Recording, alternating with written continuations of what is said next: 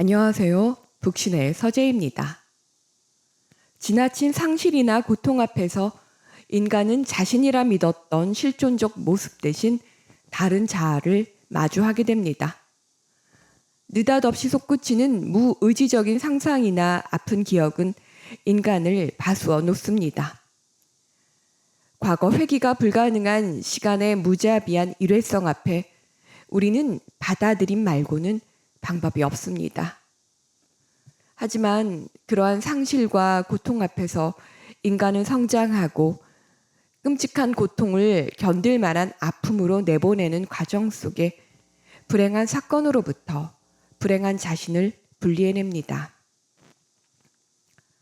미국의 대표적인 작가 폴 오스터의 유작 바움 가트너를 읽고 지독히 사랑했던 누군가의 부재를 어떻게 감당할 것인가의 문제와 더불어 죽음의 문턱에서 작가는 무엇을 말하고 싶은가에 대해 생각해 보았습니다. 이 작품은 작가 스스로 유작이 될 것을 알아서인지 자신의 자전적인 삶을 녹여내었습니다. 폐암과의 사투 속에서도 창작 감옥 내 무기수의 삶을 이어간 폴 오스터는 사고로 아내를 잃고 살아가는 노교수 바움 가트너의 삶을 통해 죽음과 상실, 애도를 다루었습니다. 바움 가트너는 9년 전 파도에 허리가 꺾이는 사고로 사랑했던 아내 안나를 잃은 후 절단된 팔다리에서 고통이 느껴지는 환지통과 같은 아픔을 겪습니다. 우리의 신경계는 신체 일부가 절단되어도 여전히 거기에 팔과 다리가 있다고 믿으며 계속 신호를 보내고 그 어긋남은 통증으로 되돌아옵니다. 아내에 대한 기억은 불쑥불쑥 그의 일상에 틈입하고 상실과 함께 살아내는 것 말고는 방법이 없습니다. 그녀가 썼던 타자기, 첫 만남의 계기가 된 벼룩 시장에서 산 알루미늄 냄비, 벨소리 환청이 들려오는 전화기와 같은 소소한 물건에서부터 지하실에서 발을 헛디뎌 넘어지는 사소한 순간에도 그만의 애나는 소환됩니다.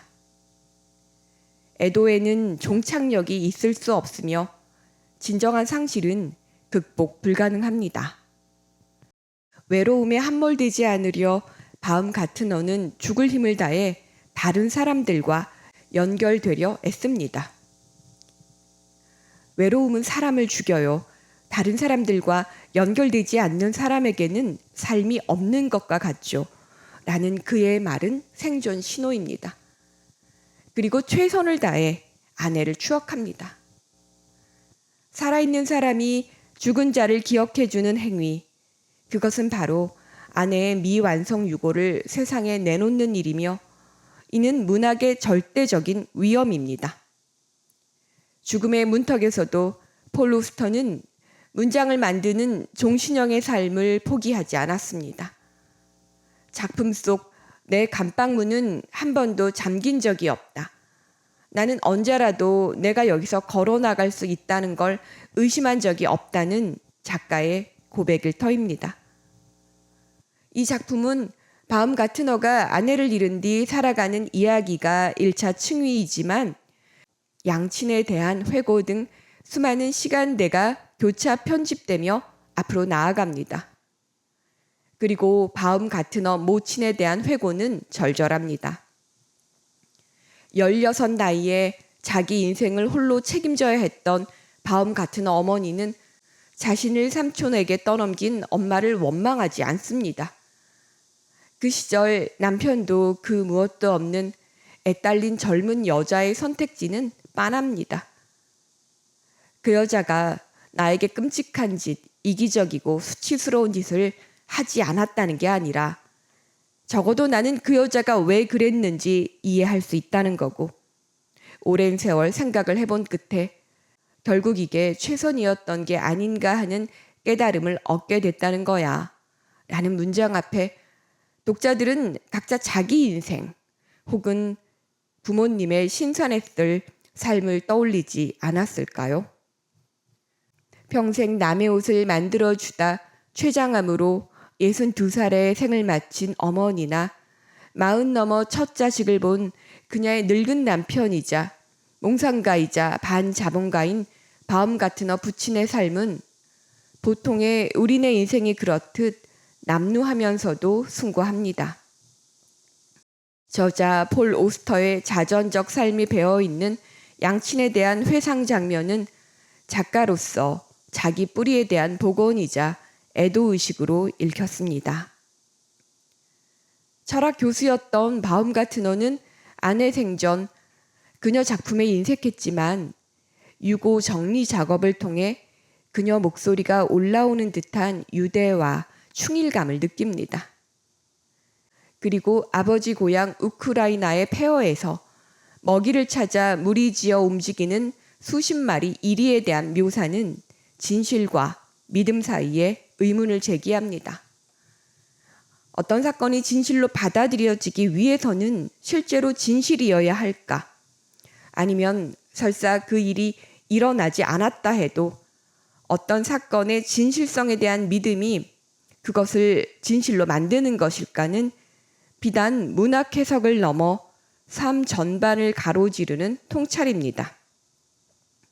그리고 종교 없는 바움가트너가 절대 답을 할 수 없다는 것을 알아도 살아있다는 것의 의미에 관해 좋은 질문을 해야 할 의무는 있다는 작가로서의 자기 세계관입니다. 폴 오스터의 유작 바움가트너는 무심코 보이는 문장 안에 작가가 숨겨놓은 의미 깊은 문장들이 너무도 많아 보석 캐기와 같은 독해를 요구합니다.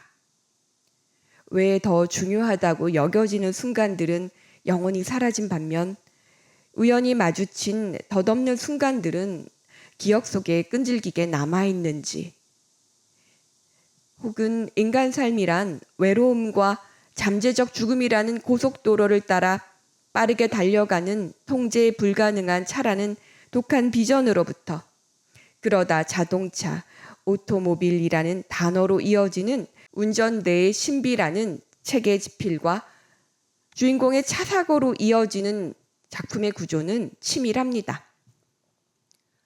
아무런 기대 없이 인생을 살도록 훈련이 된 사람인 바움가트너는 어려운 형편에도 너른 세상을 경험했고 아이 없이도 아내와 더없이 행복했고 사회적 성공도 누린 사람이었습니다.